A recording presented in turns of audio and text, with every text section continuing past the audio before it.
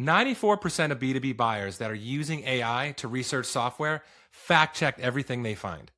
So when they fact check your brand, what are they going to find?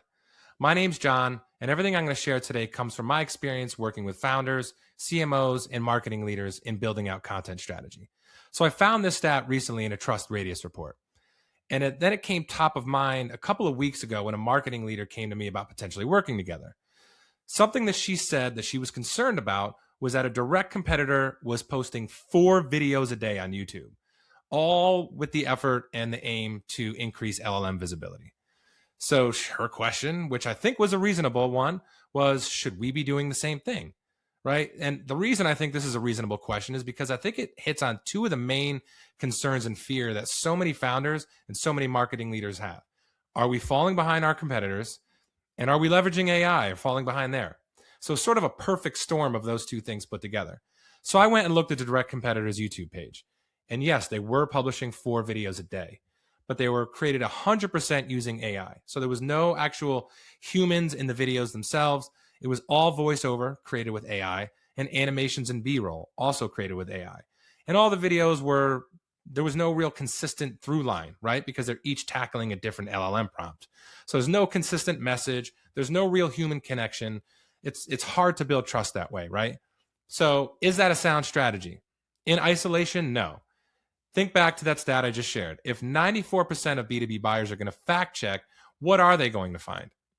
And maybe the better question is, why are they fact checking? What are they looking for? The answer there is trust. But trust is this amorphous thing. Like, what does that mean? To me, it breaks down into 2 areas. Accuracy. Is the information itself accurate? Is it well-founded? And is it thoughtful? And really, if your content isn't checking those 3 boxes, it's probably not worth publishing anyways. But the second one is often overlooked, and that's delivery, right? How you deliver it. You could share breaking news that's 100% accurate in the National Enquirer, but like, are people going to believe it? So what's the delivery like? Are there people inside your company that are also sharing this message on LinkedIn, let's say, right? Thought leadership. Do you have a newsletter that they can go follow and kind of get to know your brand and learn more about the problem in the way that you're framing it? Do you have an interview series on YouTube? Do you have a podcast? Are there other things that they could sort of sink their teeth into to get to know you, to get to know the way you frame the problem, your unique positioned solution, and the people behind the brand, right? Humans with a unique and differentiated point of view. Essentially, what people are looking for when they fact check is confirmation and verification, really, that you're the one, you're the solution that they need. The thinking that you've put out there is consistent. There's others in your space. There's others internally that are also sharing this message. So they're looking for confirmation, right? So who wins going forward? It's not going to be the people that are able to create the most AI generated content. To me, it's also the people who are creating the kind of content that is worth sticking around for. Are they adding more to the conversation? Again, going back to what I just shared, are they sharing a unique and consistent message? Do they have a unique framing to the problem that's also clarified? Do they have a uniquely positioned solution? Are they adding more to the conversation and essentially surviving the fact check, right? So an exercise that I kind of have everybody do is look at your brand through fresh eyes. Beyond any visibility initiatives, what else is there? Is there a newsletter that offers first-person perspective into the problem that you're solving, how you solve it, and why that's unique?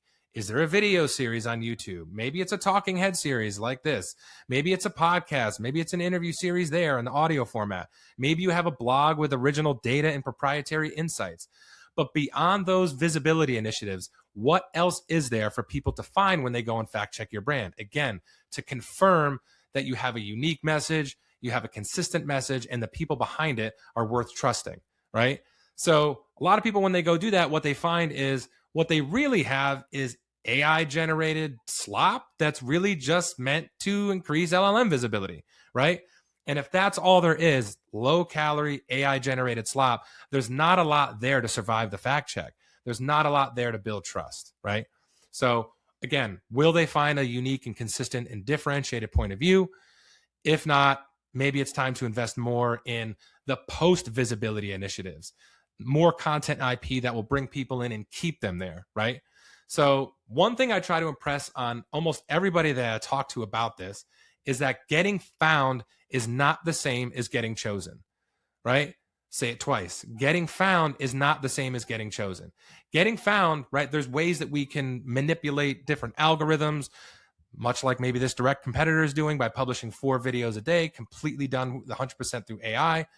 But getting chosen is something else differently entirely, right? That's all about trust. That's all about confirmation. That's all about verification. So if you're trying to build a content program that not only gets you found, but also gets you chosen, I work with B2B marketing leaders on exactly that. I'll drop the link below, contentbrands.co. Thanks for listening, and I'll see you next time.